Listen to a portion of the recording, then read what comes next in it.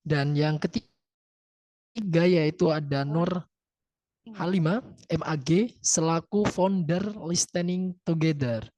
Yang keempat yaitu ada Firfatin Fauzia selaku pengurus Rumah Pejuang Kanker Ambu. Dan nanti akan juga ada pemaparan terkait program PKMPM Harkilwel ini yang akan disampaikan oleh Wasilatur Rahma selaku ketua dari PKMPM Harkilwel Universitas Negeri Surabaya, dari Farah PKMPM Harkilwel Universitas Negeri Surabaya. Baik, supaya tidak terlalu memakan banyak waktu karena saya lihat dari tadi teman-teman peserta ini sudah antusiasnya sangat luar biasa. Mungkin di sini saya ingin menyapa terlebih dahulu kepada para pemateri kita untuk memastikan apakah sudah ada di room Zoom atau tidak. Mungkin kepada Mas, ini saya panggil Mas saja ya semuanya, teman-teman, karena di sini para pemateri kita ini masih muda-muda ya, masih mempunyai semangat yang sangat tinggi, dan di sini kami mengundang beberapa pemateri dari berbagai daerah, dari wilayah Madura juga ada, dari tingkat nasional juga ada, dari Surabaya juga ada, gitu ya. Mungkin untuk Mas Aditya Lesmana, apakah sudah ada di room Zoom? Siap hadir, saya sudah ada. Siap, baik Suaranya jelas aja ya. Mas. Terus ada Mas Ikmali Surur, apakah sudah ada di room Zoom? Siap hadir, suara saya jelas ya. Siap, baik Mas. Terus ada Mbak Nur Halimah MAG, selaku founder Listening Together, apakah sudah ada di room Zoom? Alhamdulillah sudah. Baik. Terus ada Mbak Firfatin Fauzia, selaku pengurus Rumah Pejuang Kanker Ambu, apakah sudah ada di room Zoom? Hadir, selamat sore semuanya. Ya, halo, selamat sore juga Mbak. Nah, perlu diketahui teman-teman semua, para Bapak Ibu, karena di sini kayaknya pesertanya bukan hanya dari teman-teman semua, melainkan di sini juga ada Bapak Ibu dari pengajar, terutama di jurusan psikolog dan juga bimbingan konseling ya. Di sini juga ada Bapak Ibu. Perlu diketahui bahwasannya kegiatan bincang sehat angkat terkait seputar kanker anak dan kesehatan mental. Karena ini selaras dan sejalan dengan program kreativitas mahasiswa pengabdian masyarakat kami, yaitu Harkilwel, yang dimana mengangkat tema media penerapan logoterapi pada mental anak pengidap kanker untuk menuju hidup sehat sejahtera SDGs tahun 2030. Jadi sore hari ini kita akan mendiskusikan masalah kesehatan mental dan juga terkait kanker anak. Langsung saja terlebih dahulu untuk masing-masing pemateri kita bisa memperkenalkan diri serta bisa memaparkan terkait programnya mungkin yang sudah dilaksanakan dan mungkin bisa dijelaskan terkait latar belakangnya. Mungkin saya mulai dulu dari Mas Aditya Lesmana. Silakan, kami kasih waktu terlebih dahulu untuk per materi memaparkan pertama, yaitu sekitar 7 menit. Oke, baik. Assalamualaikum Terima kasih. warahmatullahi wabarakatuh semuanya. Pertama saya ucapkan terima kasih kepada teman-teman yang udah mengundang saya. Saya perkenalkan diri lagi. Nama saya Aditya Lesmana, biasa dipanggil Adit. Saya itu adalah sekretaris Yayasan Rumah Singgah Kanker. Jadi kami itu sebuah yayasan ya yang menaungi 2 rumah singgah kanker, Balikpapan dan Samarinda. Oh, ada satu lagi di Banjarmasin, kita punya rumah singgah kanker. Tapi untuk rumah singgah kanker anak, kita khusus di Balikpapan. Dan semoga nanti doain ya, kita juga punya rumah singgah kanker anak di Samarinda, karena memang sudah ada layanannya sudah di kota Samarinda. Nah, mungkin di komunitas kanker anak, ya kita menyebutnya komunitas kanker anak, itu kita punya banyak program teman-teman, pasti berkaitan dengan kesehatan mental, karena bagaimanapun, tapi biasanya diutamakan di orang tua ya, karena memang kalau untuk anak sendiri, kalau kita lihat ya, lihat setiap hari, lihat anak-anak, anak-anak itu nggak kayak sakit kok.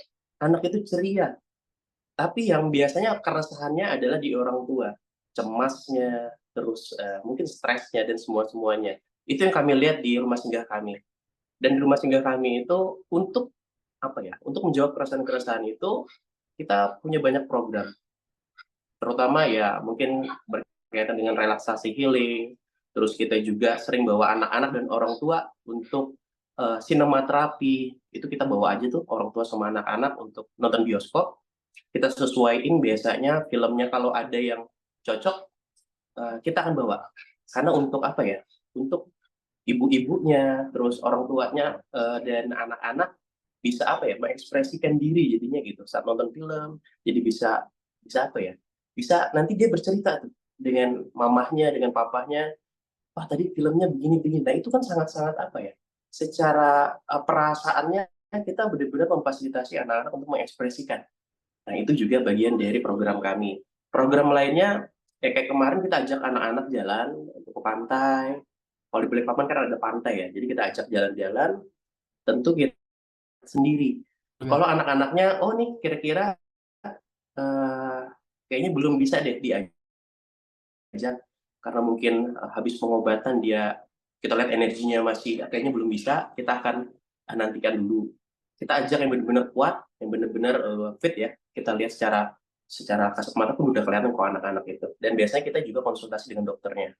Ketika kata dokter, oke ini bisa, kita bawa biasanya. Sinematerapi, apalagi ya. Kebetulan saya juga hipnoterapis. Hipnoterapi, saya banyak belajar ya sejenis-sejenis itu. Ada coaching, ada konseling juga. Dan rata-rata biasanya yang datang one on one itu orang tua ya. Mereka kegelisahan mereka nggak bisa tidur karena ngelihat anak.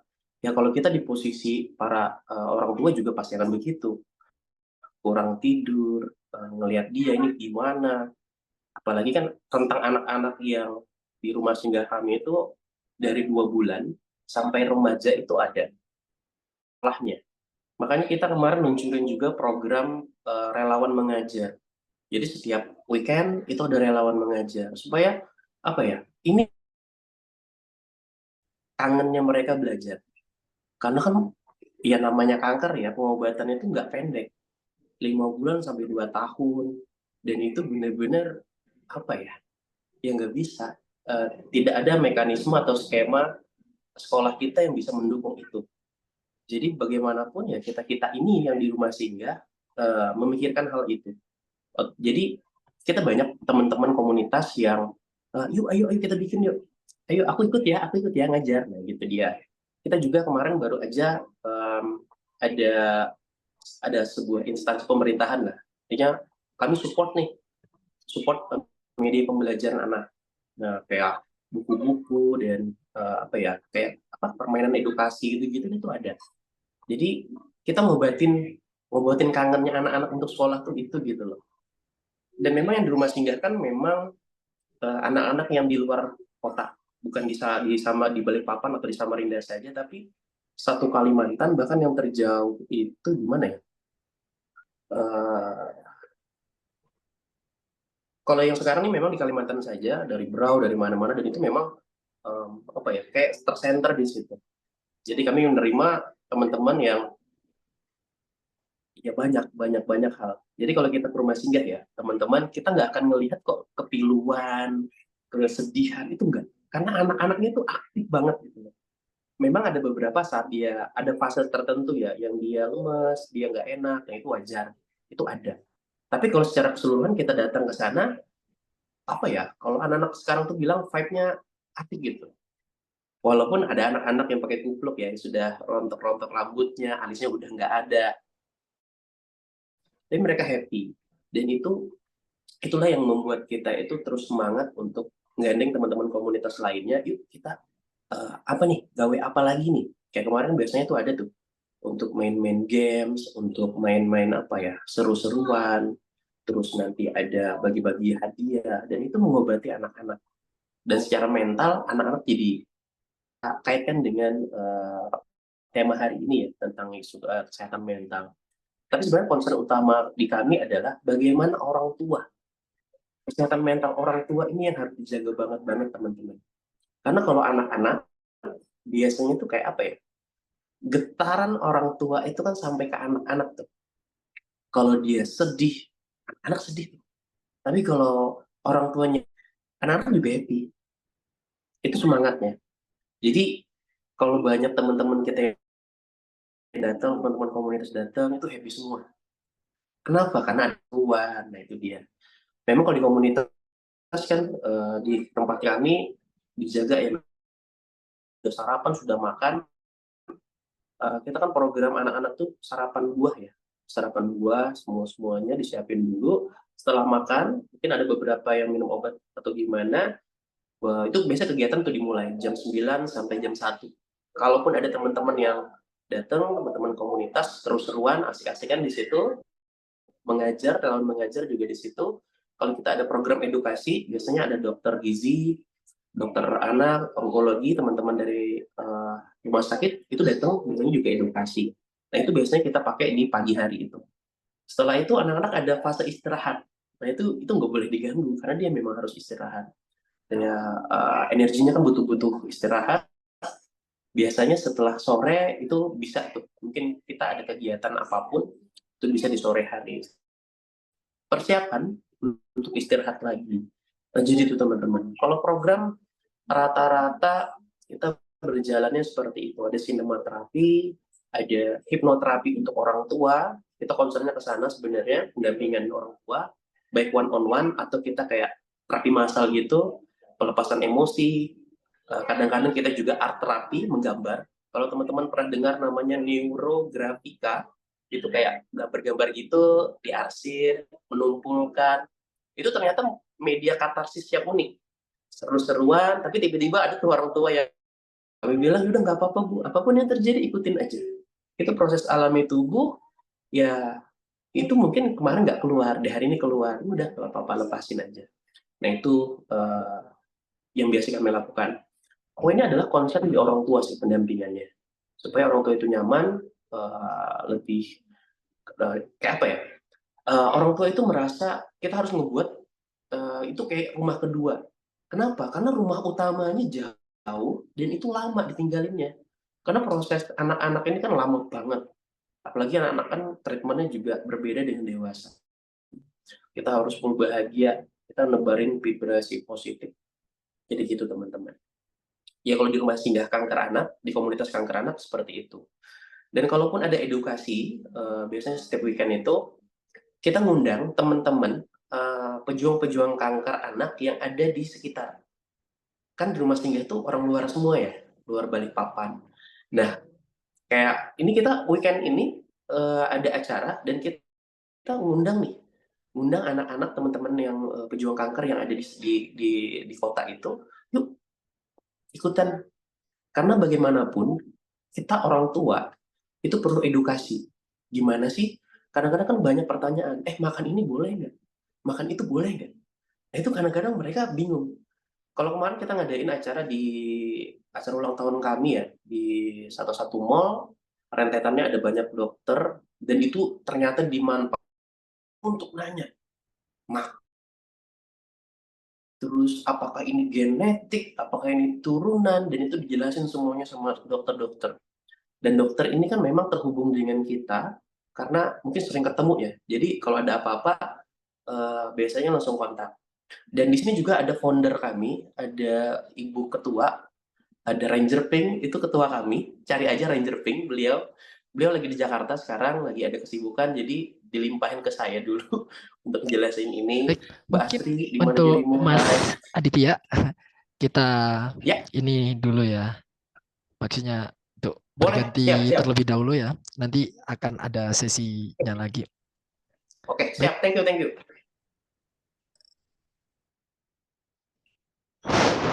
ya. Baik, terima kasih Mas Aditya telah memaparkan terkait latar belakang serta programnya yang sangat luar biasa.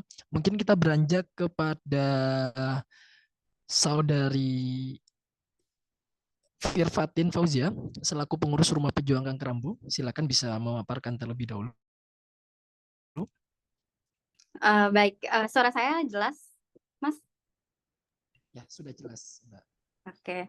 Assalamualaikum warahmatullahi wabarakatuh. Selamat sore semuanya, Bapak Ibu. Sebelumnya terima kasih atas undangannya. Alhamdulillah, mungkin sedikit cerita ya. Saya kebetulan rumah pejuang kanker ambu itu dari kota Bandung. Jadi mungkin salam kenal dari yang jauh-jauh ya. Tadi ada Samarinda, terus Surabaya dan lain-lain. Salam kenal buat semuanya. Rumah pejuang kanker ambu ini memang foundernya yaitu Ambu, biasa disebut Ambu, namanya Dewi Nurjana. Beliau memang dari Garut asalnya, memang ke Bandung dikarenakan ada historinya karena anaknya yang kanker gitu.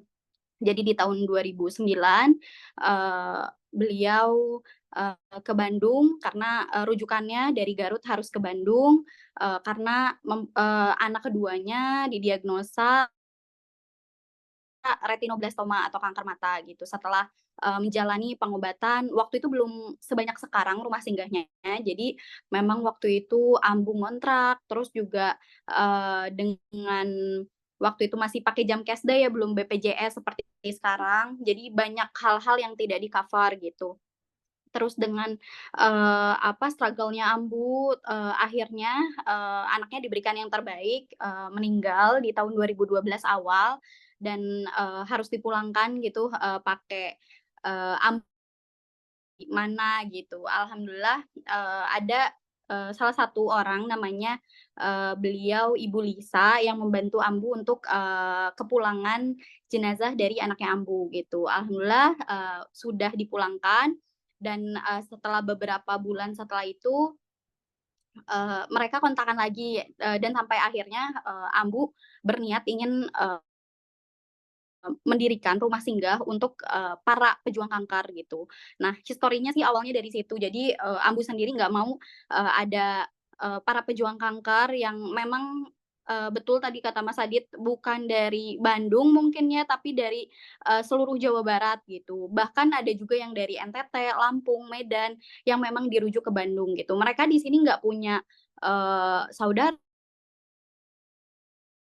atau mereka juga nggak punya teman mungkin dan lain-lain. Jadi ke lagi gitu mereka harus minta tolong gitu. Alhamdulillah dengan adanya Rumah Pejuang Kanker Ambu ini kita memberikan pelayanan secara gratis 100% dari mulai tempat tinggal, makan sehari-hari, obat-obatan yang tidak di-cover BPJS, alhamdulillah kita provide juga. Terus juga kita ada antar jemput ambulans ke 5 rumah sakit sesuai dengan rujukan dari masing-masing pasien.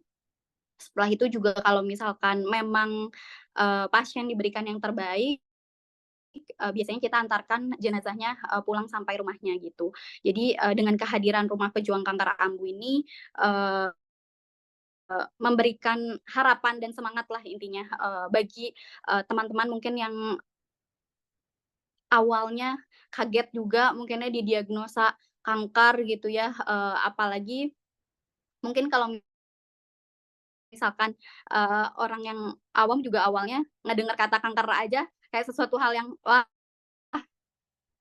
maksudnya salah satu penyakit yang mematikan lah bisa dibilang kayak gitu, gitu. Cuman kita juga memberikan pendekatan lagi gitu terhadap pendamping mereka, yaitu orang tuanya gitu, setelah misalkan daftar ke Rumah Pejuang Kanker Ambu, biasanya kita adain dulu background-nya, kita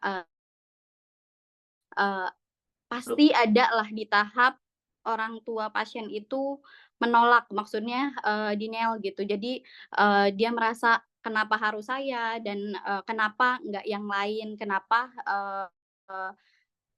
maksudnya saya dengan kondisi mungkin ekonomi yang kurang baik," dan lain-lain, dan plus ditambah lagi sekarang anak saya yang sakit gitu. Jadi pasti ada pikiran-pikiran yang membuat menurut mereka ini nggak adil gitu. Sampai akhirnya ada di tahap penerimaan tentu sangat panjang ya prosesnya gitu.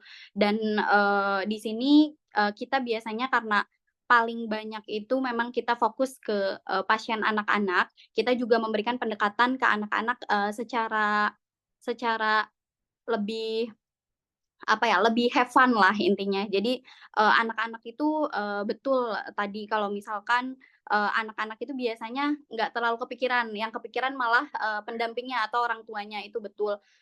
Di kami juga kebetulan ada remaja, pasien anak dan remaja itu berbeda, pemikirannya gitu. Kalau misalkan untuk anak-anak mereka, ngerasa happy gitu kalau misalkan mereka main dan lain-lain, mereka tidak ada tekanan dan lain-lain karena mungkin mereka belum bisa berpikir secara, "Oh kanker itu apa?" dan lain-lain. Tapi atau mungkin seusia 10 tahun sampai 17 tahun itu mereka sudah bisa berpikir dan mungkin udah bisa googling juga apa itu kanker dan lain-lain. Jadi biasanya mereka lebih murung gitu dibandingkan dengan yang anak-anak. Nah, jadi pendekatan di sinilah yang kita, harus rangkul semuanya, baik anak-anak maupun remaja, agar mereka itu bukan kanker itu, mereka. Apalagi anak-anak di sini, mereka pasti perjalanannya masih panjang gitu dengan harus mungkin stop dulu sekolahnya, harus, meninggalkan keluarganya juga yang di kampung. Jadi mereka di sini fokus pengobatan. Tapi bagaimana caranya kita, eee terus merangkul mereka gitu. Dengan adanya histori dari AMBU tersebut, AMBU biasanya, eee, ap biasanya sih lebih ke pendamping kalau misalkan, ya menjelaskan tentang bagaimana pengobatan kanker yang panjang dan lain-lain. Karena banyak juga yang datang ke rumah pejuang kanker AMBU itu, dengan kondisi yang sudah, ke pengobatan alternatif atau maksudnya mungkin yang sudah parah dan lain-lain baru ke medis gitu. Itu, salah satu juga yang biasanya disampaikan oleh AMBU karena AMBU juga dulu sempat, sebelum ke medis itu ke alternatif dulu gitu dan, merasakanlah, apa yang jadi malah semakin membesar dan lain-lain gitu. Jadi biasanya untuk pasien-pasien yang baru dan pendamping-pendamping yang baru itu, diberikan dulu pendekatan tentang bagaimana background mereka, terus bagaimana gejala-gejalanya sampai didiagnosa, kanker gitu. Kebetulan di Rumah Pejuang Kanker AMBU sendiri paling banyak itu,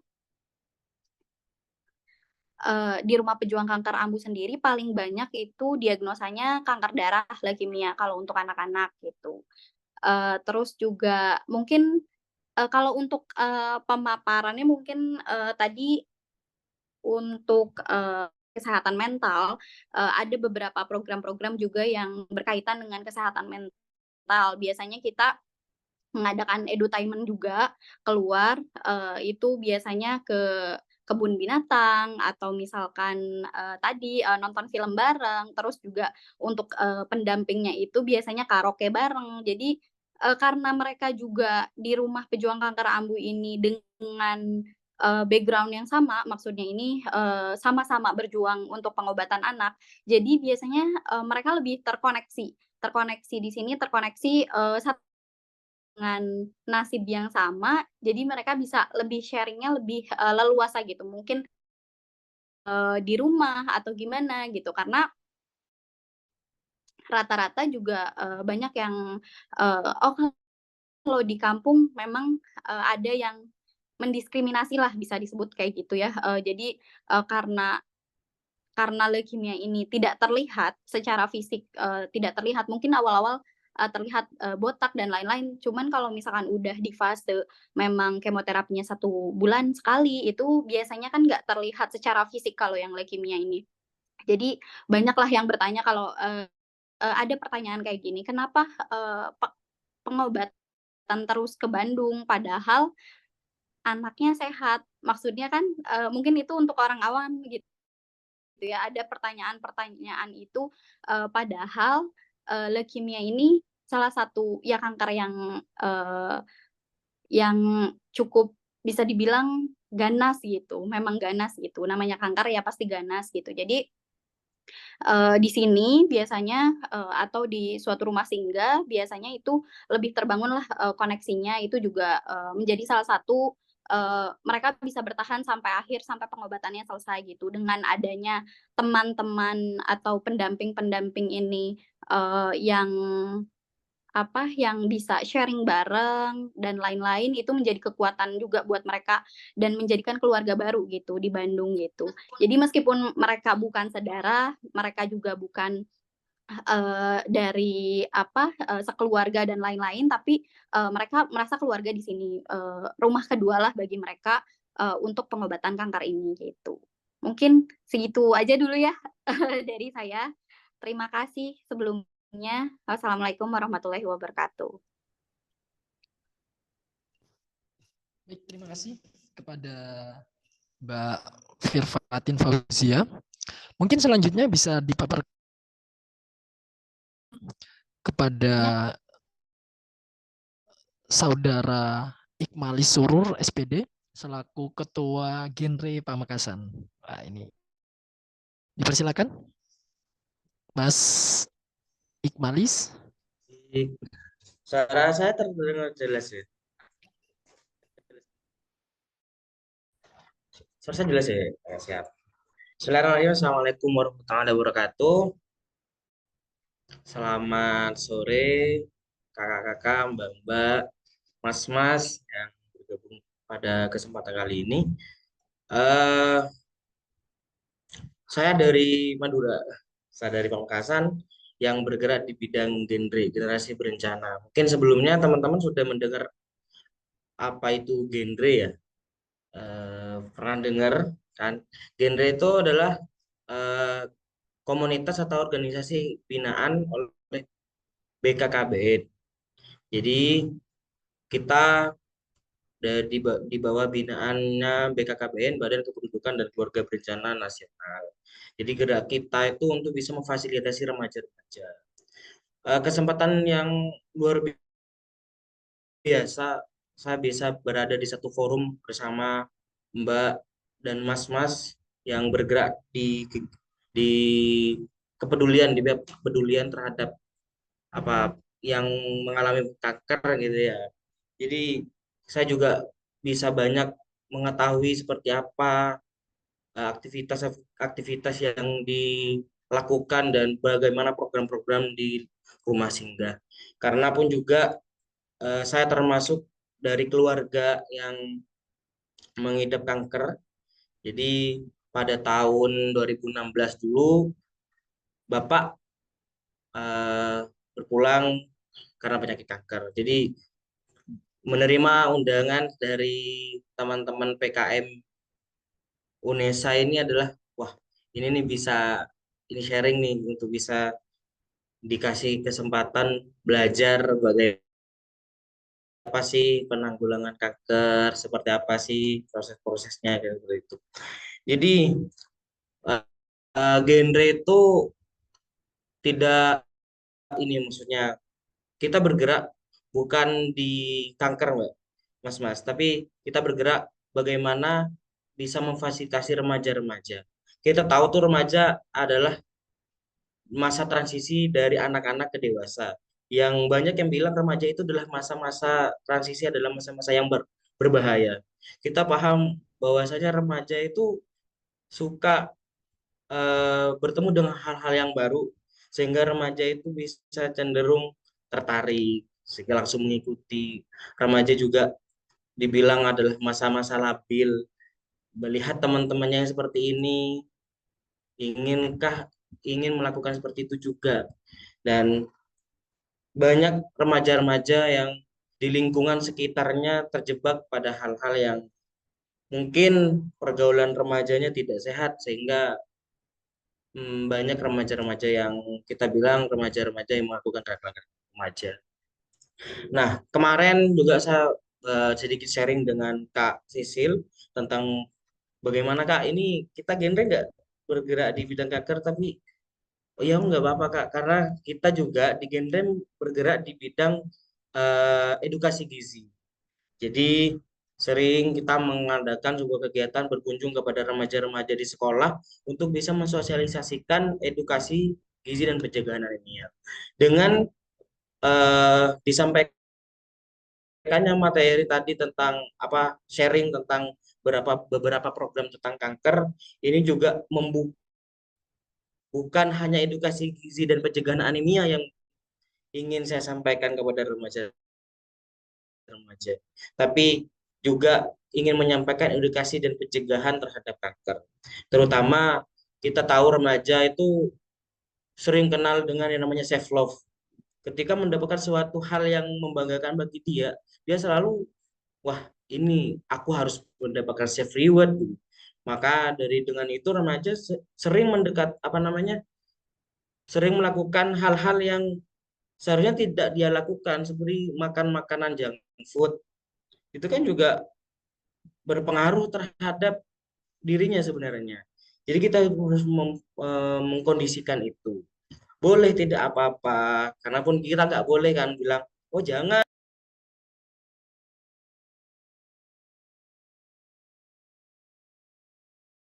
Maaf Mas, mute. Ya, ya, ya boleh nggak apa-apa, asal jangan sampai keseringan. Karena pun juga diri sendiri. Mungkin itu yang kita sering sosialisasikan kepada mereka. Kemudian eh, kita tahu bahwasanya kesehatan mental banyak berpengaruh terhadap anak-anak dan remaja di lingkungannya. Karena banyak hal yang muncul itu disebabkan dari pikiran mereka yang tidak baik. Saya mengutip dari beberapa dari apa namanya wise word, kata-kata mutiara yang sering mungkin kita dengar seperti mensana in corpore sano atau al aqlus salim fil jismis salim. Itu adalah akal yang sehat berada di tubuh yang sehat. Jadi bagaimana seorang remaja atau anak-anak itu membentuk jiwanya yang sehat itu dimulai dari mindsetnya yang baik. Nah, kita coba untuk mensosialisasikan itu. Di genre juga kita bergerak di bidang seperti yang saya sampaikan tadi, edukasi dan gizi. Kita sering mensosialisasikan bahwasanya banyak loh sebenarnya produk-produk yang bisa kita tahu ya, maksudnya banyak-banyak produk-produk yang bahkan kalorinya tinggi dan melebihi dari kapasitas kebutuhan kita sehari-hari. Dan di situ kita mensosialisasikannya untuk dianjurkannya untuk memilih produk-produk yang pilihan lebih sehat. Itu teman-teman pernah lihat di produk-produk susu atau makanan yang ada centang biru, centang hijau ya, centang hijau. Itu adalah mungkin teman-teman melihat itu adalah produk yang dianjurkan, pilihan lebih sehat. Itu adalah makanan-makanan yang mungkin dianjurkan dan sudah dicek labelnya dan sesuai dengan Kementerian Kesehatan. Kemudian di sini juga eh, kita tahu kalau seandainya orang mengidap kanker itu sensitif ya, maksudnya pikirannya orang-orang itu sensitif, makannya apa, kalau makan ini boleh enggak. Jadi eh, kita di genre itu juga memiliki yang namanya mensosialisasikan tentang game Nutrihan. Nah, biasanya kita sosialisasikan itu adalah game Nutrihan untuk mengecek seberapa banyak kalori yang ada di makanan itu. Ada juga yang namanya Fat Secret. Kita mensosialisasikan itu juga kalau seandainya pada satu piring itu nasi kandungannya, kalau satu piring nasi itu kandungannya seperti apa. Seperti es buah juga, itu kan es buah, satu gelas es buah itu dibandingkan dengan satu piring nasi, kadar gulanya lebih tinggi es buah kan. Seperti itu. Jadi bisa dilihat di Fat Secret. Seperti apa kalau seandainya makan ayam goreng dibandingkan ayam panggang lebih sehat mana, di Fat Secret itu ada. Ketika kita ketik ayam goreng nanti kan muncul karbonnya berapa, apa namanya, kalorinya berapa, gulanya berapa itu muncul. Sodiumnya juga akan muncul di situ. Jadi sehingga dengan adanya ukuran-ukuran dari aplikasi itu mungkin kita bisa menjaga lebih baik. Oh, nggak usah banyak-banyak nih makannya karena kebutuhan kita mungkin akan terpenuhi kan di situ. Karena pun kita tahu tentang beberapa kebutuhan dari remaja itu kalorinya itu bermacam-macam.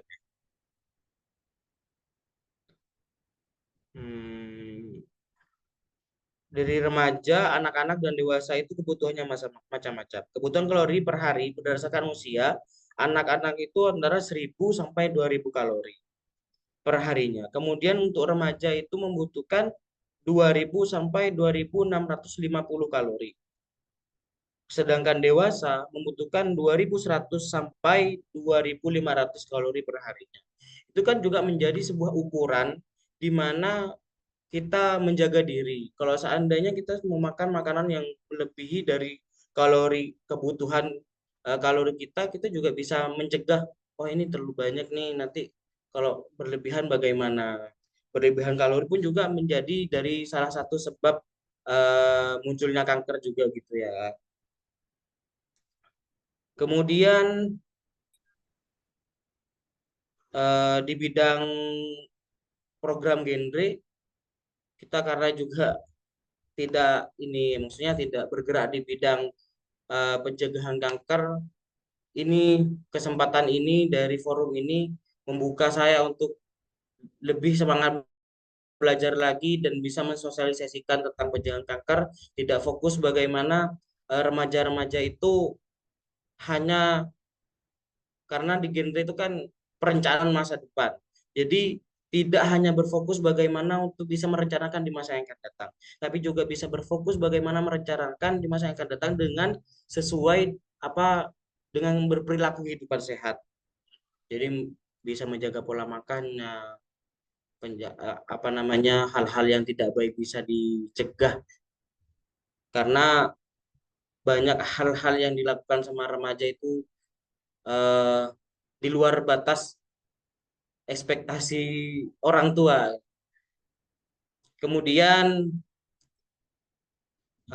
di genre itu kita bentuk yang namanya rumah, di mana kadang remaja itu seperti yang disampaikan Mas sama Mbak tadi tentang adanya rumah singgah. Tapi di genre itu kita membentuk sebuah komunitas di mana di genre itu adalah tempat remaja yang bahkan remaja sendiri itu tidak suka untuk bercerita kepada orang tuanya. Bahkan remaja-remaja itu lebih suka bercerita kepada teman sebaya. Jadi genre itu dipenuhi dengan remaja-remaja yang saling sharing. Karena kita tahu remaja itu pada zaman sekarang itu banyak remaja yang tidak dekat sama orang tuanya, bahkan enggan untuk bercerita sama orang tuanya. Kita membuat rumah, kita membuat sebuah komunitas, kita membuat tempat di mana untuk bisa mengajak remaja, ada loh yang peduli sama kalian, seperti itu. Ada loh yang remaja, kita membentuk sebuah tempat, ada loh yang mau menerima, ada remaja-remaja yang juga peduli terhadap kalian. Di genre juga banyak game-game yang bisa kita mainin dengan remaja-remaja lain. Ada yang namanya modul tentang kita, ada modul ini genting, ya implementasi pencegahan anemia dan stunting, dan di situ juga mengarah terhadap edukasi gizi yang bisa kita gunakan ketika kita bisa berada di lingkungan remaja, dan juga bisa kita sampaikan juga dengan pencegahan terhadap kanker juga. Hanya itu mungkin yang ingin saya sampaikan. Terima kasih banyak. Sekian dari saya. Ya, baik. Terima kasih kepada Mas Iklimas terkait pemaparan latar belakang serta programnya. Dan mungkin untuk selanjutnya pemaparan dari Mbak Nur Halimah, MAG. Silakan. Halo, apa suara saya terdengar jelas? Sudah jelas, Mbak. Ya, terima kasih, Pak Faisal. Assalamualaikum warahmatullahi wabarakatuh. Selamat sore, salam sejahtera untuk kita semua. Rabbi shrah li sadri wa yassir li amri wahlul 'uqdatam min lisani yafqahu qawli. Puji syukur alhamdulillah karena pada sore hari ini kita masih diberikan kesempatan untuk berjumpa walaupun saya melihat wajah-wajah baru yang saya baru lihat hari ini gitu. Semoga tidak hanya secara online ketemunya nanti, tapi secara offline gitu. Sebetulnya saya dihubungi oleh Putra Faisal, kebetulan saya bertemu dengan beliau saat mengikuti ajang pemilihan Putra Putri Pendidikan Jawa Timur 2 hari yang lalu, dan beliau meminta saya untuk berkolaborasi dengan Harciwal ya dari UNESA ya. Dan pembahasannya itu tentang kanker dan kesehatan mental gitu. Sebetulnya kalau bicara tentang kanker di komunitas kami belum dibicarakan tentang hal itu karena memang komunitas kami masih sangat baru. Namun setelah saya mendengar pemaparan dari 2 pemateri yang awal tadi dari Rumah Singgah, terus yang kedua yang dari Bandung ya, Rumah Pejuang Kanker Ambu Bandung, saya melihat bahwa nyata memang walaupun kanker adalah penyakit secara fisik, kesehatan mentalnya juga perlu dibangun gitu. Karena tadi kalau kata Bapak yang pembina tadi, biasanya orang yang bahagia ini yang akan memantik seseorang jadi sehat gitu. Kalau yang kami pelajari saat kuliah di S1 itu bahwa manusia itu adalah makhluk holistik yang tadi dari bio, psiko, sosio, dan spiritual. Jadi kalau ada salah satu bagian yang kurang, yang terganggu, yang lainnya ikut terganggu gitu. Apa tuh bio, psikososio, spiritual? Bio itu biologis ya, fisiknya, si fisiknya, kemudian bio, psiko jiwanya, mentalnya, sosio adalah sosialnya. Makanya kenapa kok kita perlu ada lingkungan yang sportif, apalagi tadi kalau di Rumah Singgah itu ada kegiatan-kegiatan yang benar-benar mendukung satu sama lain sehingga tidak merasa sendirian, tidak merasa berjuang sendiri begitu, merasa seperjuangan untuk menghadapi kanker. Bio, psikososio, spiritual, dan spiritual perlu pendekatan spiritual. Dan kalau saya lihat di topik yang diangkat pada bincang sehat pada sore hari ini itu bicara tentang logoterapi ya. Logoterapi itu sebetulnya juga masuk ke ranah spiritual. Sejauh ini mungkin masyarakat mengatakan bahwa spiritual itu hanya ibadah aja gitu. Padahal itu hanya salah satu bagiannya. Lebih jauh dari itu ada salah satu poinnya, bagaimana seseorang bisa menerima dengan hidup, bisa memaknai hidupnya gitu. Karena ketika seseorang menerima situasi yang dia alami, dia akan lebih bahagia, dan ini yang menjadi awal dari penyembuhan. Kalau saya mengutip omongan seorang psikolog yang saya dampingi setiap harinya gitu. Karena kebetulan saya psikoterapis di salah satu klinik psikologi di Sidoarjo, namanya Insight Consultant gitu. Oke, saya coba kembali ke komunitas yang saya coba inisiasi pada tahun 2023, tepatnya sekitar di bulan Oktober. Waktu itu saya benar-benar mengalami keresahan yang sangat luar biasa. Saya sering nangis gitu ketika melihat berita banyak kasus bunuh diri. Waktu itu sangat beruntun di daerah di provinsi di Semarang itu ada 2 kasus bunuh diri yang itu beruntun. Habis itu disusul ada kasus salah satu mahasiswa di Surabaya itu yang bunuh diri. Berangkat dari sana saya jadi gelisah, apa yang bisa saya lakukan gitu sebagai seorang yang punya latar belakang pendidikan di bidang psikoterapi. Apakah aku hanya gini-gini aja gitu. Akhirnya saya coba curhat ke beberapa teman, kepada orang tua juga. Kata mereka, iya nggak apa-apa, bagus loh gerakanmu gitu. Akhirnya saya nggak pikir panjang dan saya tidak berpikir harus sempurna untuk ngebangun komunitas ini. Akhirnya saya bangun namanya Listening Together gitu. Waktu itu ada 971 kasus bunuh diri dari Januari sampai Oktober, dan itu yang bikin saya gelisah banget gitu. Cemas banget untuk apa yang bisa saya lakukan gitu. Nah, kenapa kok saya kasih nama Listening Together? Ini juga saya terinspirasi dari sebuah buku, Listening Together. Buku itu menceritakan bagaimana anjing itu emang hewan ya, tapi anjing ini bisa jadi pendengar yang baik untuk penulisnya gitu. Karena selama ini kebanyakan manusia tidak menjadi pendengar yang baik untuk orang-orang sekitarnya. Mereka lebih banyak berbicara, menghakimi gitu. Akhirnya ini yang bikin orang-orang itu jadi merasa kesepian, loneliness ya kalau bahasanya sekarang itu, dan mungkin akan mengalami gangguan kesehatan mental lainnya karena mereka nggak punya tempat untuk bercerita, nggak punya rumah, bahkan di keluarganya pun mereka tidak didengarkan gitu, apalagi teman-teman sebayanya. Makanya saya ngambil istilah Listen Together untuk komunitas ini, harapannya ke depannya bisa jadi pendengar untuk mereka-mereka yang butuh untuk didengar. Kemudian program yang masih dicoba dijalankan ada 3. Yang pertama adalah tentang edukasi kesehatan mental, karena saya pikir kesehatan ini sangat-sangat penting untuk anak muda khususnya gitu. Apalagi sekarang itu banyak problem-problem burnout. Yang paling marah itu ya burnout, stres akademik ketika menghadapi tekanan skripsi atau tugas-tugas yang sangat menumpuk gitu. Yang kedua adalah pengembangan diri atau self improvement. Saya juga pakai istilah grow together ya, karena saya pikir kalau kita hanya gerak sendiri itu emang bagus sebetulnya, tapi akan lebih bagus kalau kita gerak bareng-bareng, kita sukses bareng-bareng, kita tumbuh bareng-bareng. Itulah kenapa di Instagram saya punya saluran Instagram yang namanya Grow Together. Biasanya saya akan sharing berbagai hal, gimana caranya kita bisa tumbuh, bisa awareness dengan diri sendiri, bisa survive dengan apapun yang ada di sekitarnya. Karena balik lagi, kuncinya itu ada di penerimaan gitu. Ketika kita menerima, kita udah ikhlas dengan apapun yang kita alami, semuanya itu akan kita lapang dada gitu, lapang dada. Dan ini adalah awal kesembuhan, baik itu permasalahan mental ataupun fisik gitu. Kemudian pengembangan anak muda ya, youth empowerment. Beberapa kali saya mencoba berkolaborasi dengan anak muda yang saya pikir mereka punya potensi besar gitu. Salah satunya Putra Faisal, juga saya sempat kolaborasi dengan beliau. Karena saya pikir begini, banyak anak muda di lingkungan sekitar kita itu punya program, punya keresahan yang luar biasa untuk mengembangkan anak muda, mengembangkan berbagai ketimpangan di berbagai daerah di Indonesia gitu. Hanya saja mereka tidak punya wadah untuk menyuarakan itu. Dan saya berharap komunitas saya yang saya bangun tidak hanya bergerak di edukasi kesehatan mental, tapi bagaimana anak muda itu bisa terus berdampak, biar mereka itu bisa mengembangkan apa yang mereka miliki gitu. Yang sebelumnya mungkin tidak punya tempat, tidak punya wadah, jadi mereka punya tempat gitu.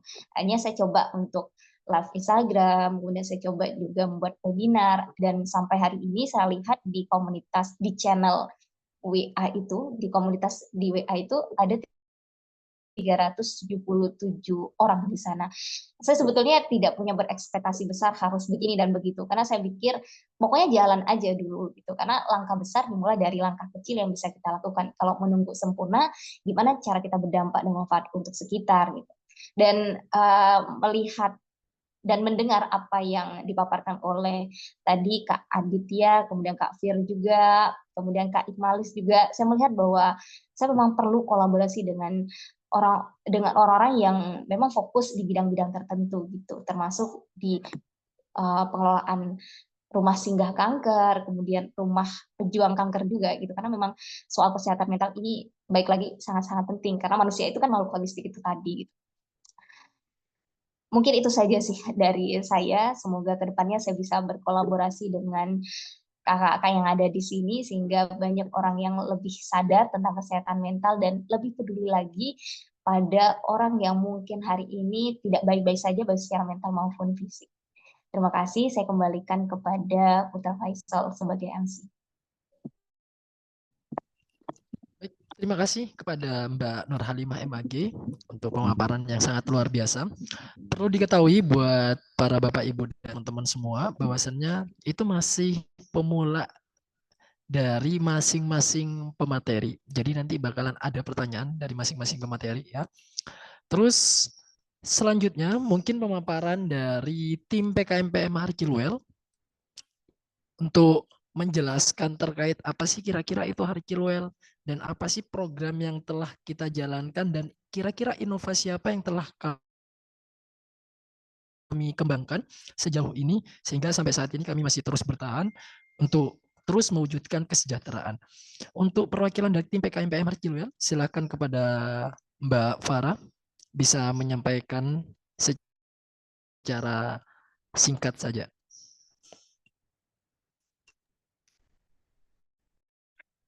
Baik, terima kasih atas kesempatannya. Suara saya terdengar dengan jelas? Baik, terima kasih atas waktunya untuk Mas Faisal. Seperti yang sudah dibilang oleh ketua kami di sambutan tadi, bahwasanya tim kami itu dilatar belakangi dari bentuk kepedulian kita terhadap kesejahteraan mental, dan harapannya kita dapat memberikan dukungan secara dari segi psikologis, emosionalnya bagi anak-anak yang mengidap kanker. Namun betul yang dikatakan oleh pemateri-pemateri yang hebat sebelumnya, bahwasanya kepedulian tersebut itu tidak hanya bagi mereka yang mengidap kanker, tapi juga bagi orang tua selaku wali mereka yang ya bisa dikatakan memiliki kekhawatiran atas kondisi anaknya, dan hal itu sangat penting kita dukung supaya dari segi mental mereka itu bisa baik-baik saja. Dan ya nggak bisa kita pungkiri ada kekhawatiran dalam hatinya baik dari segi orang tua maupun anak yang mengidap, tapi dengan adanya dukungan seenggaknya mereka-mereka semua itu merasa mendapat perhatian yang lebih baik. Nah, dari kepedulian tersebut kita sesuaikan dengan SDGs 2030 yang mengusung kesejahteraan. Karena menurut kami ketika seseorang itu sejahtera, menurut kami ketika mental seseorang itu baik-baik saja, insya Allah ke depannya sejahtera itu akan mengikuti dengan sendirinya. Nah, hal ini tim kami dari lintas keilmuan yang berbeda. Ada Wasilatur Rahmah dari Bimbingan dan Konseling, ada Faisal dari Manajemen Pendidikan, ada Hayin Farihatul Mauliyah dari Psikologi, ada Fitriatul Mufidah dari Psikologi juga, dan saya sendiri Farah dari Bimbingan Konseling. Hal itu kenapa? Karena lintas keilmuan itu sejalan lah dengan konsep yang sudah kita buat, yaitu yang mengusung judul media penerapan logoterapi bagi mental anak pengidap kanker di YPKI Surabaya sesuai dengan SDGs 2030. Nah, betul yang dikatakan oleh pemateri sebelumnya bahwasanya kanker itu tidak memutus harapan hidup seseorang, dan itu ditujukan pada kepedulian dan dukungan kita terhadap mereka, sehingga terbentuklah program-program yang telah kami realisasikan melalui konseling logoterapi. Dan betul yang dikatakan oleh Mbak Halimah tadi bahwasanya logoterapi itu merujuk pada spiritual, tapi juga pada bagaimana seseorang dapat mencari dan menemukan makna hidup dalam hidupnya. Nah, mengapa kita mengusung konseling? Kan konseling adalah upaya kuratif atau upaya pengobatan ketika seseorang itu mengalami masalah, dan hal ini adalah masalah dari kesehatan mental. Nah, dari upaya tersebut diharapkan seseorang tersebut itu bisa memaknai apa yang terjadi pada dirinya saat ini. Nah, di sini karena kita mengusung media penerapan, maka dari itu program kami selain konseling juga menciptakan atau menginovasikan pembuatan media, karena sasaran kita adalah anak-anak di Yayasan YPKI, sehingga kita buat media yang bisa membantu dalam sesi tersebut yang menyenangkan, menghibur, dan kreatif. Karena apa? Yang kita tahu anak-anak itu adalah usia yang bermain, usia yang lebih suka mengeksplorasi, sehingga kita buat dan mengusung media yang bisa mengembangkan kreativitas dan kreativitas dari anak-anak tersebut. Dan media-media tersebut itu ada 5 dari tim kami telah membuat 5 media yang sudah teruji dan disesuaikan sehingga media tersebut amanlah untuk digunakan oleh anak-anak, baik yang mungkin masih 1 tahun, karena waktu yang kita realisasikan itu ada yang berumur 1 tahun hingga yang lebih dari 1 tahun. Contohnya ada boneka, dan yang kedua ada monopoli Hacilwell, terus ada Lego, ada media menggambar, ada buku cerita, pop-up book. Bagaimana dari ini tuh tidak yang dibuat dengan asal-asalan, tapi ada makna tersendiri. Bahwasanya boneka itu digunakan untuk membangun bonding antara konselor dengan anak-anak yang mengidap kanker, supaya ketika kita datang itu bisa nyaman lah untuk saling berinteraksi. Habis itu ada monopoli yang kita buat untuk media permainan saat sesi berlangsung, dan ada Lego yang memberikan makna bahwasanya Lego tersebut itu banyak warnanya dan banyak bentuknya. Habis itu ada media menggambar untuk mengungkapkan rasa yang terjadi pada dirinya. Perasaannya tuh gimana sih hari itu? Apakah sedih, senang, bahagia, dan lain sebagainya. Dan ada buku cerita pop-up book yang mana itu ya kita membantu untuk mengimajinasikan bagaimana cara memaknai dan menemukan apa sih arti dari hidup yang sedang dia alaminya. Nah, di program kami seperti pada umumnya bahwasanya kita mensosialisasikan terlebih dahulu, memperkenalkan apa sih media kita, konseling logoterapi itu apa, dan lain sebagainya kepada mitra maupun anak-anak di sana. Lalu kita mempersiapkan baik konsep dan media serta konseling supaya bisa terlaksana dengan baik. Habis itu pelaksanaan yang kita lakukan 3 kali, dari tanggal 31, tanggal 31 Mei, 14 Juni, dan 24 Juni. Lalu kita lakukan diseminasi supaya halayak umum tuh tahu apa sih program kita dan bentuk apa sih, bentuk kebetulan seperti apa sih untuk mendukung kesejahteraan mental anak-anak pengidap kanker khususnya. Sehingga konseling ini diharapkan dapat membantu mereka yang mengidap kanker khususnya bisa memaknai dan menemukan apa sih arti hidup sesungguhnya, seperti itu. Kurang lebihnya seperti itu. Saya akhiri jalan-jalan ke Surabaya, jangan lupa oleh-olehnya. Bila wajah kita ceria, hidup ini pun terasa bahagia. Terima kasih.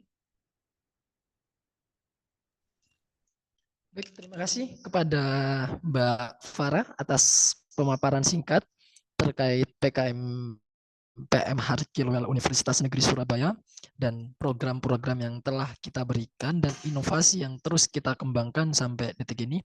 Baik, para Bapak Ibu dan teman-teman semua, kita sekarang memasuki ke langsung talkshow ya.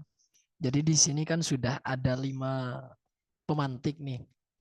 Nah, di sini saya ingin bertanya terlebih dahulu kepada Mas Aditya Lesmana ya. Jadi bisa dijawab nantinya. Jadi bagaimana sih kira-kira menurut Mas Aditya Lesmana terkait diagnosis kanker yang bisa mempengaruhi kepada kesehatan mental anak? Kira-kira bagaimana menurut Mas Aditya Lesmana ini? Oke, kalau bagaimana diagnosis, bentar. Ini pertanyaannya saya agak mengawang-awang nih jadinya. Kalau diagnosis ini pasti dari dokter ya, dari dokternya. Nah, apakah nanti diagnosis itu sangat-sangat berpengaruh terhadap anak-anak atau keluarga? Kalau untuk anak-anak, sepertinya gimana ya? Asal anak-anak ya. Kalau remaja pasti akan berefek. Yang paling berefek, yang benar-benar berefek itu biasanya orang tua. Dia kaget dari mendengar diagnosa itu, mungkin belum menerima. Kan proses penerimaan itu nggak mudah juga untuk orang tua. Benar-benar sangat-sangat sulit. Nah, di situ memang perlu support. Makanya kami ada komunitas itu untuk apa? Untuk mensupport teman-teman yang punya anak yang bingung harus ngapain. Ini gimana nih? Aku punya anak dan baru aja didiagnosa kanker darah, leukemia gitu-gitu. Dan itu sangat menjadi pukulan untuk orang tua. Nah, peran komunitas sebenarnya berada di sana untuk merangkul, untuk menenangkan agar nanti bisa kita arahin untuk acceptance nih, untuk menerima keadaan. Ketika sudah menerima, ayo, ini harus kita apain nih? Ini kita harus pengobatannya gimana? Benar kata Mbak dari rumah pejuangnya, pejuang kanker ambu tadi, bener, kita apa ya? Kadang-kadang menerima orang itu bingung nih. Ini ngobatin kemana dulu nih? Ke alternatif lagi, ke ini lagi, dan pengobatan medis itu jadi yang kedua, yang ketiga, bahkan yang ke-100 kali. Nah, itu tugas-tugas kita yang teman-teman di sini, aku bilang sebagai apa ya? Sebagai agent lah, untuk mengedukasi itu. Yang pengobatan utama tetap medis. Kenapa? Biasanya kalau ini ya, bukan untuk mengecilkan apapun, tapi kita nggak pernah tahu karena kondisi tubuh manusia itu kan kompleks. Kalau kita sembarangan, kata orang nih pakai ini nih, diambil, diminum, oke, bisa jadi kankernya hilang. Tapi ginjalnya gimana? Paru-parunya gimana? Dan organ-organ dalam lainnya gimana? Bukannya nambah bagus, malah tambah ruwet. Tambah parah. Nah itu dia. Jadi kita memang benar-benar untuk mengedukasi orang-orang di luar sana, di komunitas biasanya kayak gitu. Setelah acceptance, ini harus ngapain? Kita beri edukasi. Ibu pengobatan medisnya begini. Nanti kita ke spesialis onkologi anak. Biasanya kita itu pentingnya program untuk edukasi. Kalau kita tuh ada kayak apa ya? Kayak obrolan seperti ini kan membuka wawasan kita. Oh, ternyata begitu tuh. Setelah dapat diagnosa, bukannya kita puyeng, bukan pusing atau gimana, ya kita harus pertama cari sumber yang benar. Kita cari orang-orang yang di kota kita yang punya pengetahuan tentang ini. Yang pastinya di dokter, gitu Mas Faisal. Baik, Mas Aditya Lesmana ya. Mungkin di Ya. sini saya beranjak kepada Mbak Nur Halimah MAG terlebih dahulu. Jadi kan tadi sudah disinggung mengenai bagaimana diagnosis kanker yang dapat mempengaruhi kepada kesehatan anak, dan tadi sudah diperkuat oleh Mas Aditya Lesmana. Dan mungkin di sini saya akan bertanya kepada Mbak Nur Halimah MAG. Jadi kira-kira bagaimana cara terbaik menurut pandangan Mbak Nur Halimah untuk membantu anak dalam mengatasi rasa takut dan kecemasan dalam kesehatan mental. Kira-kira bagaimana gitu? Oke, Mas Faisal, terima kasih. Pertanyaan tentang bagaimana cara kita mendukung biar anak itu tidak takut karena dia divonis mengidap kanker gitu. Saya pikir yang paling utama adalah dukungan orang terdekat, khususnya keluarga. Kalau tadi Kak Adit sama Kak Fir bilang yang takut tuh orang tuanya gitu. Berarti yang jadi support utama ini yang harus kita kuatkan. Kalau Kak Adit tadi ada pendekatan-pendekatan seperti hipnoterapi untuk orang tuanya, kemudian kalau Kak Fir tadi orang tuanya diajak untuk karaoke gitu. Saya pikir memang orang tua yang perlu banget untuk mendukung hal itu gitu. Nah, sebagai seorang yang bergerak di bidang psikoterapi dan saya membantu seorang psikolog, tentu sepertinya memang betul butuh untuk pendampingan ahli di bidang kesehatan mental juga, khususnya untuk orang tuanya begitu, biar orang tuanya bisa acceptance atau menerima. Kalau Kak Adit bilang tadi, ketika seseorang ini sudah didiagnosa kalau dia itu kanker, karena ketika tidak menerima, orang itu tidak tenang gitu, dan ketika tidak tenang dia kacau dan tidak tahu mau melakukan apapun, tidak tahu langkah selanjutnya tepat gitu. Makanya harus menerima dulu. Ketika sudah menerima bahwa iya, bahwa anakku sekarang mengalami kondisi kanker, bahwa anakku sekarang mengidap kanker. Diterima, disadari bahwa dia mengidap ini, baru setelah sudah menerima, baru nih cari langkah-langkah seperti yang Kak Adit bilang ya. Langkah apa yang bisa dilakukan? Kalau Kak Adit bilang cari orang yang memang profesional di bidang hal ini ya, tentu dokter gitu. Memang kesehatan mental itu penting, pendekatan dari psikolog itu penting, tapi itu dari sisi emosionalnya biar nggak ngedown, nggak ngerasa takut, bahkan bisa mengarahkan ke meaning of life-nya, makna hidupnya, bahwa orang yang mengalami penderitaan pun itu bisa menemukan maknanya gitu. Kalau saya coba baca di logoterapi itu kan yang mendirikan Viktor Emil Frankl ya. Viktor Emil Frankl itu menemukan saat dia di penjara di kamp konsentrasi waktu itu saat perang Nazi ya. Di situ kalau diceritakan di bukunya yang Men Search for Meaning disebutkan kalau di sana banyak orang yang tidak dimanusiakan, tapi di balik banyaknya orang yang tidak dimanusiakan oleh para tentara Nazi ini, ada orang yang bisa aware, bisa survive, bahkan dia bisa bantu orang lain, bahkan semangkuk sop yang encer itu dia berikan kepada temannya yang membutuhkan gitu. Ketika dia cari tahu, oh ternyata kenapa kok orang bisa begitu, karena dia bisa survive, dia bisa memaknai hidupnya gitu.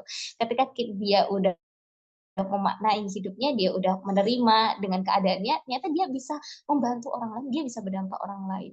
Saya pikir begitu juga ketika seseorang mengalami berbagai situasi yang tidak mengenakan, mungkin mengidap kanker salah satunya, gitu. Ketika dia sudah menerima, dia bisa aware dan dia bisa melakukan langkah selanjutnya, bahkan dia bisa berdampak untuk sekitar dan merasa bahwa nggak hanya aku kok yang mengalami situasi ini, nggak hanya aku loh yang mengalami penderitaan. Hampir semua orang mengalami penderitaan itu, hanya saja mungkin tidak menceritakan kalau mereka mengalami penderitaan. Mungkin itu. Baik, terima kasih kepada Mbak Nurhalimah MAG. Ya. Dan mungkin sebelum saya lanjut menanyakan kepada para pemantau supaya nanti dari Bapak Ibu dan teman-teman semua itu saja ditanyakan terlebih dahulu sebelum saya melanjutkan kepada sesi tanya jawab kepada masing-masing pemantik.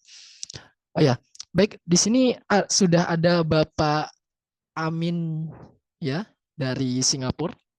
Wah, ini sangat luar biasa. Berarti kegiatannya kita bukan hanya tingkat nasional ya, tapi udah kerjasamanya kita publikasi akan hal program PKMPM Harcilowel ini sudah melampaui batas ya. Ya silakan kepada Bapak Amin bisa open mic. Terima kasih. Sebelumnya mohon maaf untuk off cam karena lagi di luar. Bismillahirrahmanirrahim. Asyhadu an la ilaha illallah wa asyhadu anna Muhammadar Rasulullah. Salam cinta, salam sehat, dan assalamualaikum warahmatullahi wabarakatuh. Perkenalkan, saya Amin, pasca sarjana hukum James Cook University of Singapore, yang alhamdulillah hari ini hadir dalam Zoom meeting. First time, kepada yang terhormat Dr. Baharudin beserta jajarannya, dan juga Ketua Arsipil beserta anggotanya, dan juga saya banggakan narasumber. I want to say to all speaker, you are the best person. So I feel excited when I see you and hear your information.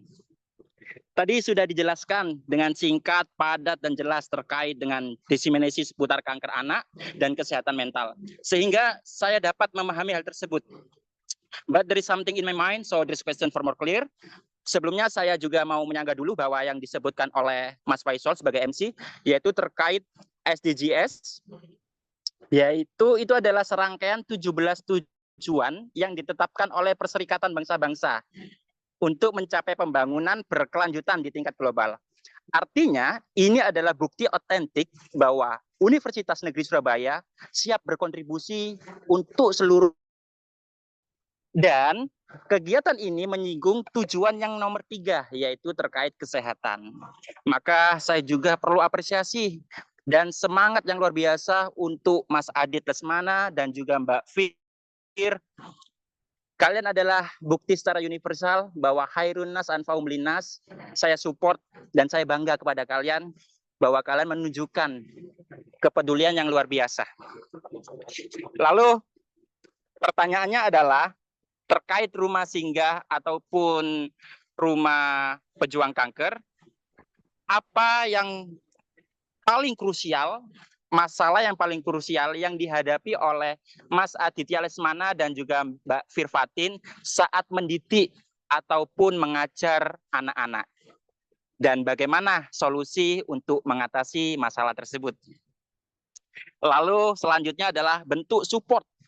Dengan ini saya sampai memiliki klinik kesehatan Rusifa Medica di Gresik dan juga organisasi volunteer yang saat ini juga ada calon istri saya yang juga ikut dalam gabung kegiatan ini, Irenda dari Universitas Al-Azhar Gresik. Kami mengungkapkan dan mendeklarasikan siap untuk berkontribusi secara finansial ataupun SDM ketika rumah-rumah singgah membutuhkan bantuan. sehingga nantinya bisa dianggarkan dalam Corporate Social Responsibility (CSR). Oke? Jika ada jarum patah, jangan dimasukkan dalam peti. Jika ada salah kata, jangan dimasukkan dalam hati. Cukup sekian, terima kasih. Tetap berbuat kebaikan untuk semuanya. Oke, thank you kepada Bapak Amin atas pertanyaan yang sangat luar biasa ini ya. Mungkin saya lemparkan supaya Mbak Firfatin Fauzia, mungkin bagaimana menurut pandangan dari Mbak Firfatin Fauzia terkait pertanyaan yang telah disampaikan oleh Bapak Amin tadi. Baik, terima kasih Bapak Amin. Terima kasih juga untuk support-nya. Sebelumnya mungkin saya izin menjawab terkait dengan pertanyaan apa hal-hal yang paling sulit mungkin ya. Memang sebetulnya yang punya dari yayasan ini sebetulnya Ambu. Mungkin saya sebagai POV dari pengurus aja ya. Dari kami sendiri hal-hal mungkin yang sulit untuk di rumah singgah kanker anak ini, utamanya anak ini, mungkin dari segi karena mereka anak-anak, jadi mereka juga untuk dalam segi mungkin obat-obatan dan lain-lain, itu kan mereka pasti didukunglah sama dokter untuk obat-obatan dan lain-lain gitu. Dengan ada obat-obatan ini, berarti mereka juga punya jadwal untuk meminum obat dan lain-lain gitu. Nah, ada beberapa anak-anak yang memang dia alhamdulillah gitu tidak masalah dengan obat-obatan, serangkaian pengobatan dan obat-obatan yang diberikan oleh dokter. Tapi belum terbiasa mungkin dengan obat-obatan itu atau dengan pengobatan kemoterapi dan lain-lain. Jadi pasti efek ke anaknya itu mereka akan kalau misalkan yang sudah sekolah gitu, mereka pasti ada rasa kenapa saya harus di sini? Maksudnya kenapa saya di rumah singgah? Terus kenapa saya nggak pulang? Dan ada banyak pertanyaan-pertanyaan yang membuat mereka mungkin berpikir juga kenapa saya harus minum obat-obat ini? Kenapa saya setiap minggu harus ke rumah sakit? Itu yang menjadi salah satu kesulitan mungkin ya. Tapi sejauh ini alhamdulillah kita juga memberikan pendekatan, tentunya pendekatan ke anak-anak, bagaimana caranya kita bisa menyampaikan hal-hal yang mungkin jadi pertanyaan sendiri juga kadang-kadang tidak terpikirkan dengan pertanyaan-pertanyaan anak kecil gitu.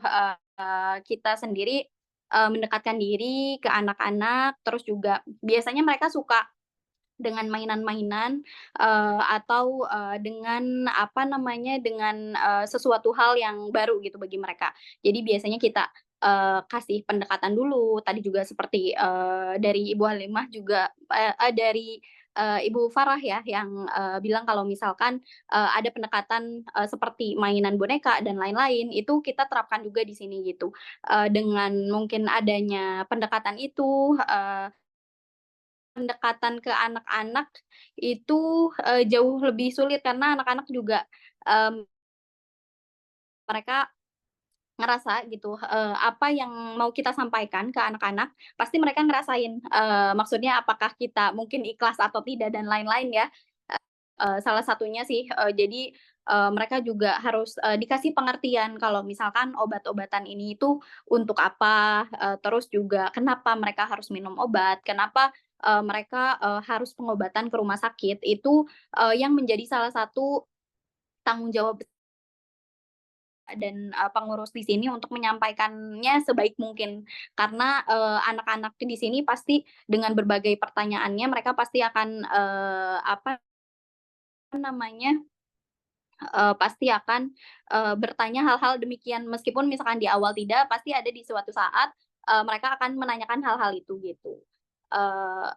Sejauh ini kita sudah mencoba mungkin yang terbaik mungkin nanti kalau misalkan ada apa namanya, ada masukan-masukan dan lain-lain mungkin yang lebih tepat untuk pendekatan ke anak-anak bisa mungkin dikemukakan nantinya, mungkin sejauh ini cara pendekatan kita kayak gitu sih, bonding dulu sampai akhirnya kita kita memberikan pengertian-pengertian terhadap hal-hal itu gitu.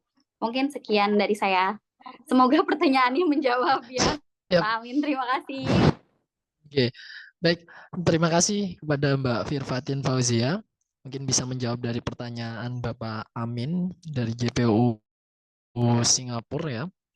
Thank you banget telah Mbak sudah mendukung penuh dengan program seperti ini dari PKM PMR Cirwel, dan kami sangat-sangat berterima kasih kepada Bapak Amin. Oke, ini sudah anggaplah sudah menjawab pertanyaan dari Bapak Amin. Kita lanjut terlebih dahulu ya. Mungkin nanti dari Bapak Amin kalau misalnya ada pertanyaan lagi, kita juga bisa nanti sharing-sharing kembali di next season ya. Karena melihat waktu sudah hampir maghrib, Ibu dan teman-teman semua antusiasnya masih sangat luar biasa. Namun kita masih terkendala waktu saja. Nah, ini di sini karena juga ada duta genre Pamekasan, yaitu Mas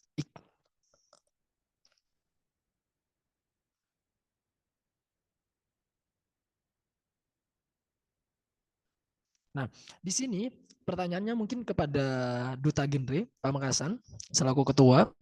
Mungkin ini pasti berbicara gizi, Duta Genre sudah tidak asing lagi. Jadi kira-kira bagaimana peranan gizi terhadap timbulnya penyakit kanker? Ini bagaimana menurut perspektif dari Kak Iqmal ya?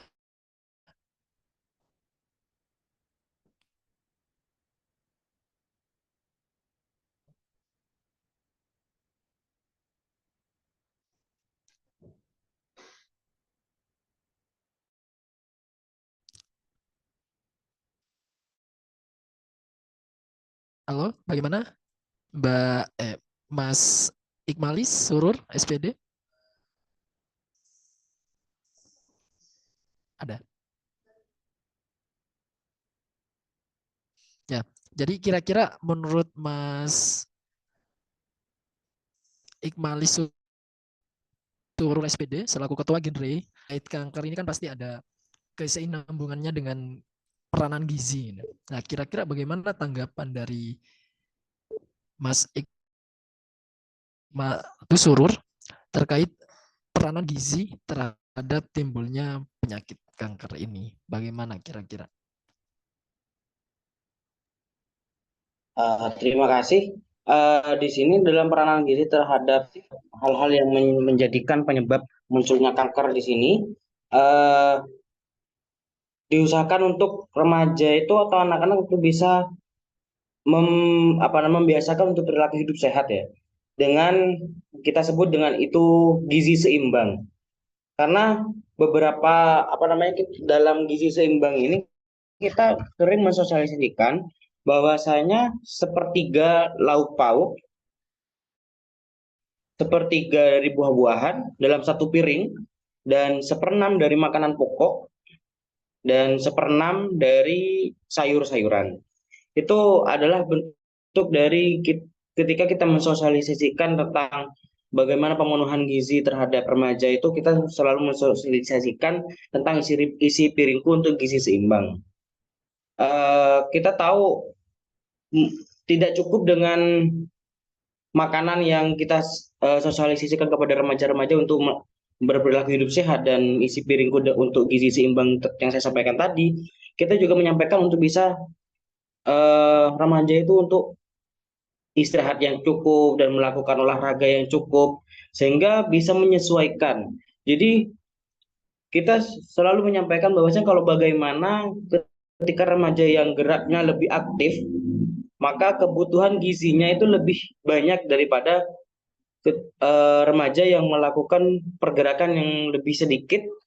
Pastinya pemenuhan gizinya kan tidak sebanyak dengan remaja yang pemenuhan gizinya yang banyak, yang aktif gitu kan. Kita juga menyampaikan bahwasanya dalam pemenuhan gizi dan penggunaan gula maksimal bagi remaja itu, bagi remaja 4 sendok makan gula, penggunaan gula dalam satu hari, dan sodium atau garam itu 1 sendok makan dan lemak itu 5 sendok makan. Biasanya kita mensosialisasikan kepada remaja tentang gizi seimbang itu. Itu sih peran gizi ketika kita sampaikan kepada remaja-remaja tentang peran gizi itu. Khususnya saya juga menyampaikan ini untuk bisa mencegah munculnya kanker. Seperti itu, Kak. Baik, terima kasih. Mungkin ini sebagai pertanyaan terakhir ya untuk para peserta, Bapak Ibu dan teman-teman semua. Mungkin yang ingin bertanya, silakan nanti pertanyaannya bisa ditanyakan di akun media kami yang nantinya kami akan jawab, dan ketika nanti kami tidak bisa menjawab, kami akan minta beberapa pandangan dari pemateri kita pada sore hari ini untuk nantinya menjawab pertanyaan peserta yang nanti akan di-share di akun media Instagram Harkilwel Unesa tahun 2024 ini. Nah, sebagai langkah terakhir, mungkin silahkan kepada para statement terkait apa yang telah dipaparkan tadi. Untuk closing statement 2 menit per masing-masing pemateri ya. Jadi mungkin bisa mulai dari Mbak Firfatin Fauziah terlebih dahulu untuk memberikan closing statement. Baik, terima kasih. Mungkin untuk terakhir, saya mau menyampaikan bahwa peran dari pengobatan kanker ini, karena kanker memang bukan sesuatu penyakit yang ringan, terus juga pengobatan kanker ini memakan waktu yang memang lama ya, bukan hanya sebulan 2 bulan, tapi bertahun-tahun dengan siklusnya masing-masing yang berbeda gitu, sesuai dengan jenisnya.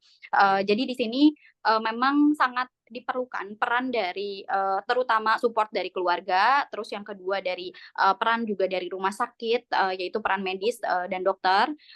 Terus juga yang ketiga, yang ketiga ini sebagai peran pendukung juga, yaitu komunitas-komunitas atau rumah singgah yang menyediakan pelayanan dan layanan gitu.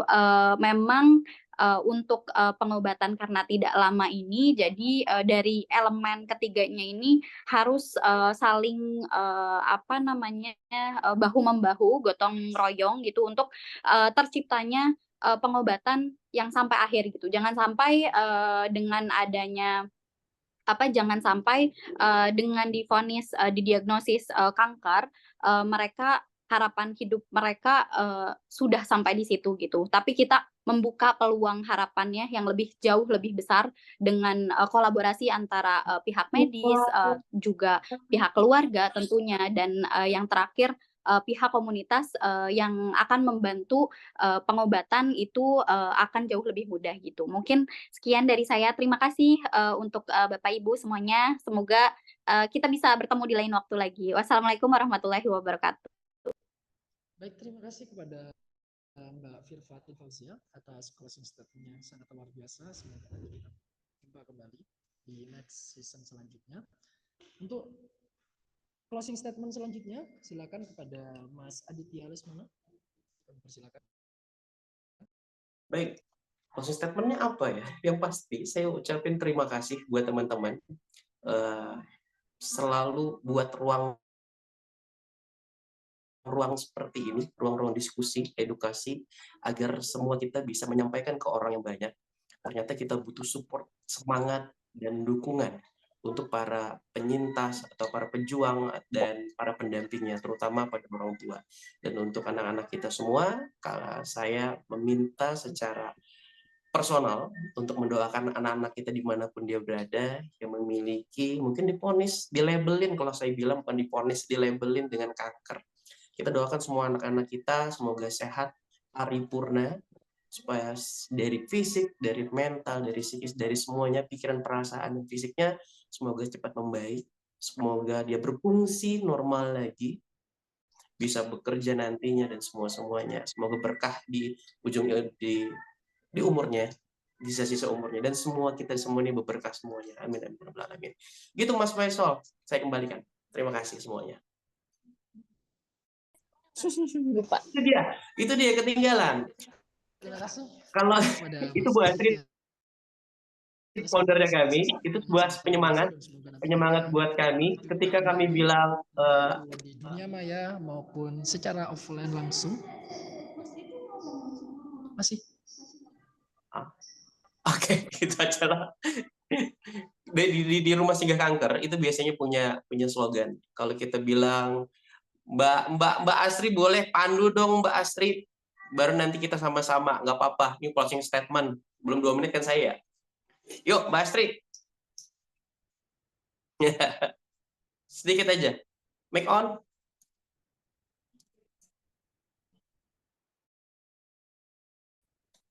Oke, aku aja deh. Kalau aku bilang rumah singgah kanker anak, teman-teman boleh bilang aku, kamu, kita stay strong. Oke? Aku, kamu, kita stay strong.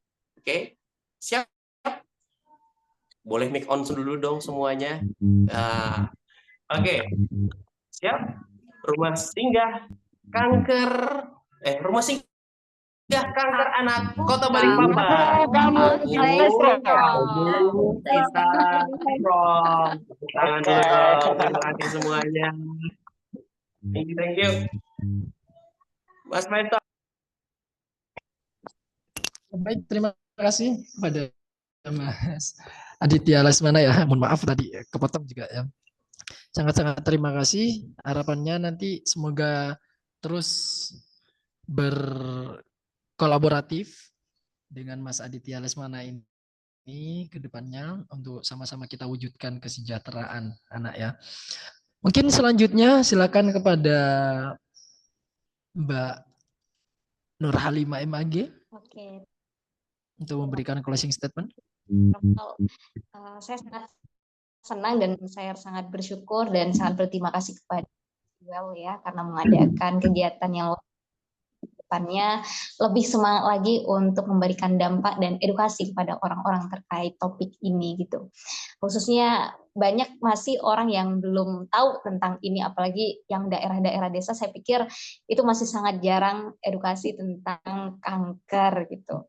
Harapannya biar bisa banyak orang yang tahu tentang ini, tidak menganggap negatif orang-orang yang mengalami atau mengidap kanker gitu. Pesan buat kita semua, apalagi saya melihat kita ini kayaknya masih anak muda ya. Anak muda itu harus lebih peduli lagi pada sekitar, lebih peka lagi membaca sekitar, khususnya ketika melihat mungkin saudara kita, teman kita, atau orang siapapun itu yang mungkin tidak kita kenal, untuk terus memberikan support kepada mereka, agar mereka itu lebih merasa bahwa dirinya ada dan hadir di sini dan punya harapan untuk kedepannya. Mungkin itu saja, terima kasih. Saya kembalikan kepada.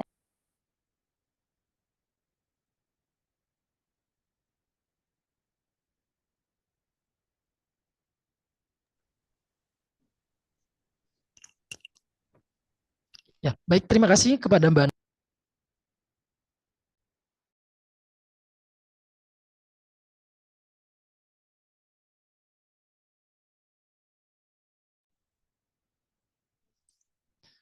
Ya, baik, terima kasih.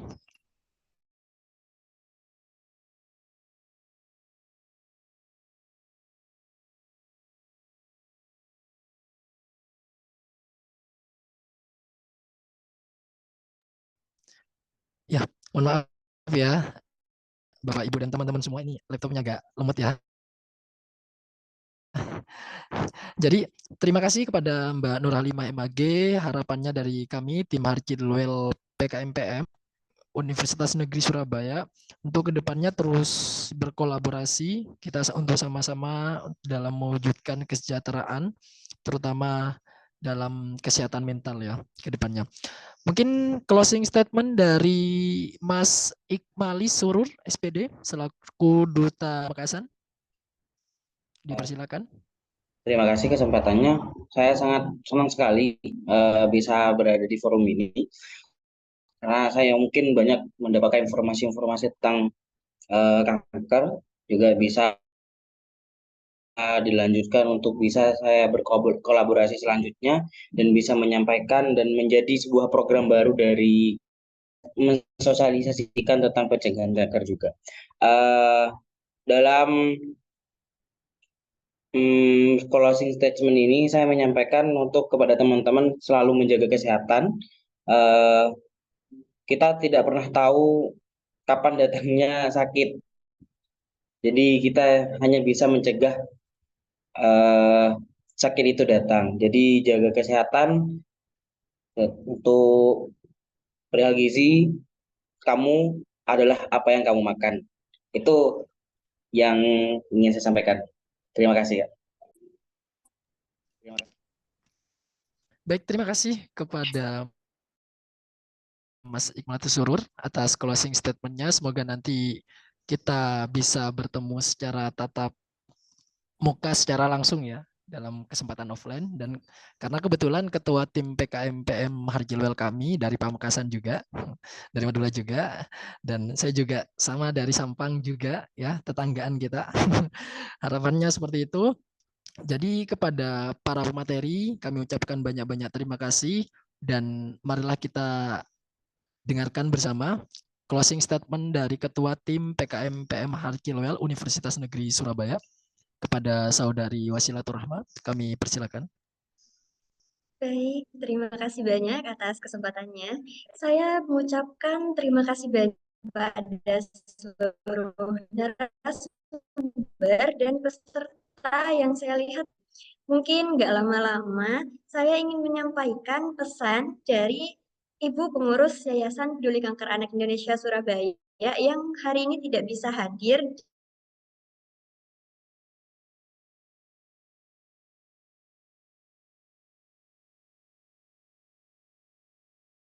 Tetap semangat dan juga berterima kasih karena sudah turut serta menebar kebaikan. Selain itu, saya izin mempromosikan sedikit tentang program kami. Jadi mungkin para narasumber ingin mengakses media yang telah kami buat, itu dapat diakses di website Harjilwel yang nantinya akan dikirimkan di grup WhatsApp. Oke, segitu saja. Terima kasih. Saya kembalikan kepada MC.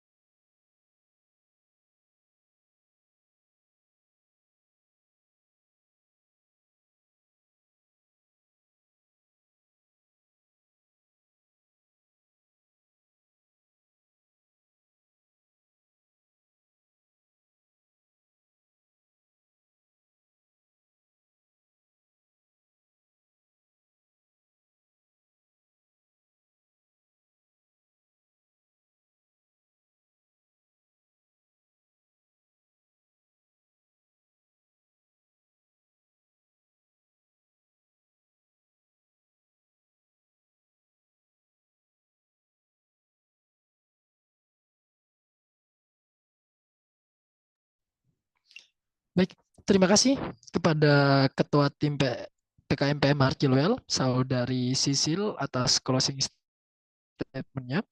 Mungkin para Bapak, Ibu, dan teman-teman semua, karena kita terkendala waktu, mungkin dari Bapak dan Ibu serta teman-teman semua, antusiasnya sangat luar biasa, kami ucapkan sangat-sangat terima kasih.